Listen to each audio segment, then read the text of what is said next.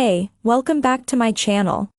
In this video, I'm gonna talk about top 5 best underwater camera. Starting at number 5. Nikon ZF. We absolutely love the Nikon ZF, and think it's one of the best intermediate and enthusiast cameras, especially if you'd rather have a full-frame camera over the Fujifilm XT5's APS-C sensor. The ZF has a huge amount going for it. It uses a handsome retro design, similar to the XT5, and comes with brilliant build quality. Its full-frame sensor produces lovely images and video, and it has dual card slots for peace of mind when shooting, especially on paid jobs. Unfortunately, one of those SD slots is a micro SD slot, which will hamper write speeds. It also presented some frustrating handling and control issues during our testing. Its grip is very small, while the ISO dial does not feature an auto ISO setting. It's also very expensive.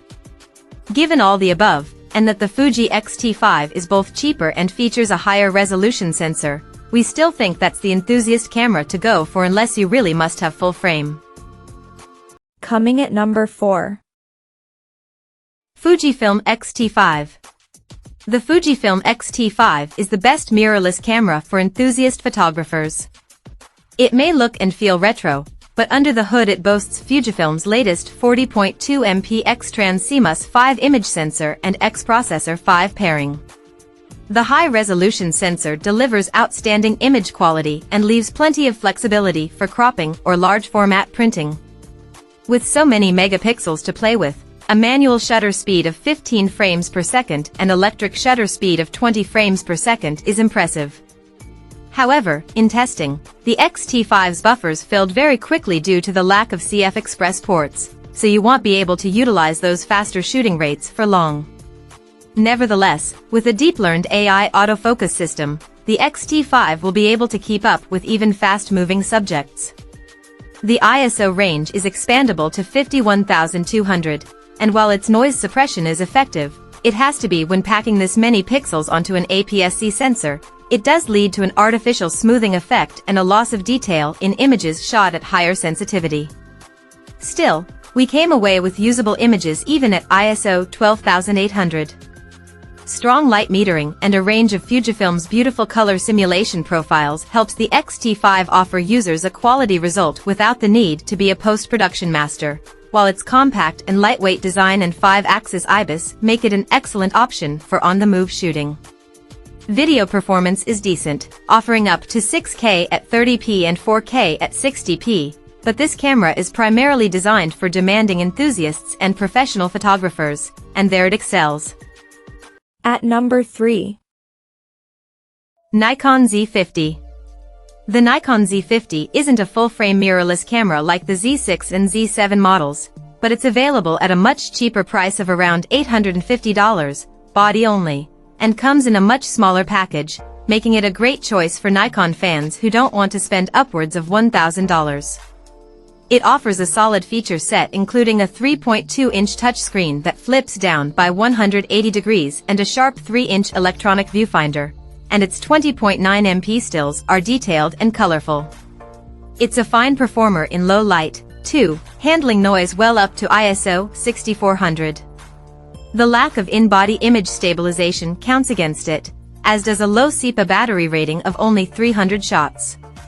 But otherwise it's an impressive option that'll give you space to grow as a photographer. Number 2 of my list. Fujifilm XE4. Fujifilm makes a range of cheaper cameras, but we'd recommend the XE4 as the best camera for beginners wanting to enter the Fuji lineup. The XE4 is a beautiful camera to look at, with its retro aesthetic and trademark Fuji dials. Its compact design and rangefinder layout make the XE4 a great camera for street photography. Even if you're more experienced, it's still a fantastic street camera, especially when you bear in mind Fuji's lineup of compact APS-C lenses. There are also Fuji's legendary film simulation color profiles, many of which lend themselves to street photography. Images produced by the 26 MP sensor are beautiful, and the classic dials result in a more traditional experience when shooting. There are very few controls on the body of the XE4, which can make for a challenging experience, but this all adds to the fun. There's no IBIS, although that is expected in this price range, and the battery life isn't great, as the XE4 still uses Fuji's older NBW126S battery, so you'll want to buy a spare battery.